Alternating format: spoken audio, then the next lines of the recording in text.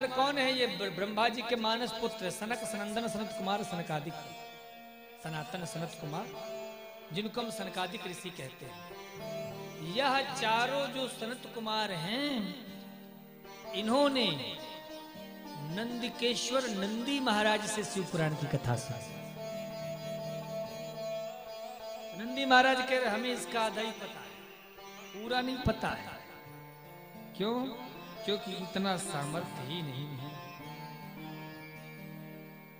यह जो 24,000 श्लोकों का शिव महापुराण है, इसमें 7 संहिता है। पहली संहिता विद्येश्वर संहिता, दूसरी रुद्र संहिता, तीसरी शतरुद्र संहिता, चौथी कोटि रुद्र संहिता, पांचवी उमा संहिता, छठवीं कैलाश संहिता और सातवीं वायवी संहिता। शुरू में इसमें 12 थी। पहले ये 1 करोड़ श्लोकों का बना था, अंत में से व्यास जी ने 24,000 श्लोकों का बनाया। तो जो भी इस 24,000 श्लोकों का पाठ सुनता है या कथा सुनता है, शिव महापुराण गाने वाले नंदीश्वर महाराज कहते उसके सारे संताप नष्ट हो जाते हैं। कैसे माने हम ये बात?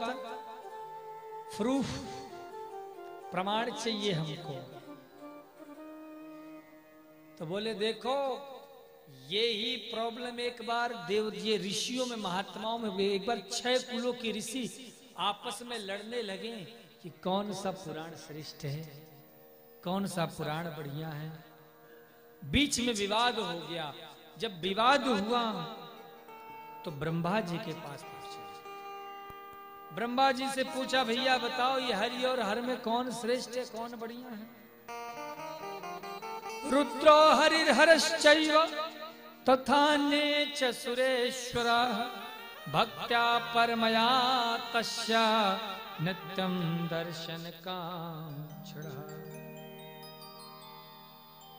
हरि और हर अंतर ही नहीं है। और शिव महापुराण की कथा सुनने वाले को हरि की भी भक्ति मिलती और हरि की भी भक्ति, कृष्ण से भी प्रेम होगा और मेरे शंकर से भी प्रेम होगा। और शिव की भक्ति की विशेषता यह है बंधुओं कि शिव की भक्ति समस्त बंधनों से मुक्त करने वाली है। इसलिए ब्रह्मा जी कहते हैं शिव पुराण की कथा सुननी तो 3 बातों का ध्यान दो। श्रोत्रेण श्रवणम तस्य वचसा कीर्तनम तथा। पहले अपने कान को 2 ना बनाओ, कटोरी। क्या बनाओ? ये कान क्या है? जोर से बोलो। 2 ना। जहां 1 हो 2 ना हो, वही 2 ना है। इसमें कथा रस को भरो और सनई ही इस कथा रस को पियो, क्योंकि इस कथा रस में जो आनंद है वो कहीं और नहीं मिलने वाला।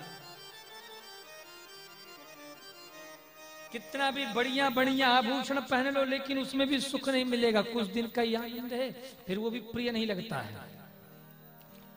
कितना भी बढ़िया महाराज मकान दुकान बना लो, जब किसी की नई गाड़ी आती है ना, तो 2 बार लोग धोते हैं, साफ सफाई से रखते हैं। लेकिन जहां वो गाड़ी पुरानी हो जाती है, पड़ी रहती कबाड़ खाने में, लोग ध्यान तक नहीं देते। तो बंधुओं, किस पर भरोसा कर रहे हो? अरे माया के दीवानों सुन लो, एक दिन ऐसा आएगा और धन दौलत और महल खजाना यहीं पड़ा रह जाएगा। सुंदर काया मिट्टी होगी, चर्चा होगी गली गली। ले लो रे कोई राम का प्यारा, शोर मचाओ गली गली।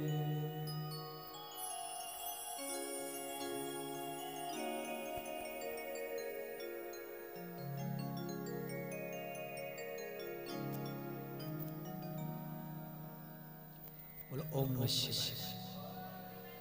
और प्रेम से बोलो, और प्रेम से। जिन जिन ने यह मोती लूटे वह तो माला माल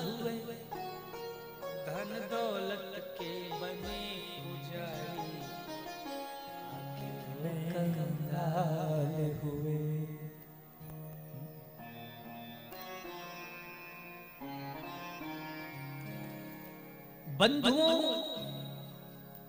ये जो आप यहां बैठे हो किस लिए? क्या मेरे लिए आए हो? क्या मेरे प्रेम में आए हो? बिल्कुल गलत। अरे भैया, ये तो कथा का प्रेम ऐसा है कि आप भागते दौड़ते खिंचते चले आए। अब यदि हम ये सोचे कि ये तो हमारा चमत्कार है तो कितनी गलत मूर्खता होगी। ये तो प्रभु का प्रेम है, ये प्रभु का आश्रय है, जिस कारण से आप यहां उपस्थित हुए हो। इसलिए श्रवण शक्ति बहुत अच्छी होनी चाहिए। और सुनना सबके बस में नहीं है।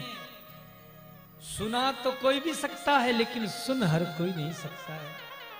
यहाँ कितने ऐसे लोग बैठे होंगे जो सोच रहे होंगे महाराज जी कितना बोरिंग प्रवचन दे रहे हैं। काश ये महाराज की जगह हमको माइकवा मिल गया होता। ऐसा बढ़िया प्रवचन देते हैं कि ये बाबा जी भी फेल हो जाते हैं। कितने लोग मन में सोच रहे होंगे। तो श्रवणम, सुनना बड़ी बात है। सुना तो कोई भी सकता है, लेकिन सुन हर कोई नहीं सकता है। इसलिए सुनने वाले सुनाने वाले से ज्यादा पुण्य लाभ प्राप्त करते हैं।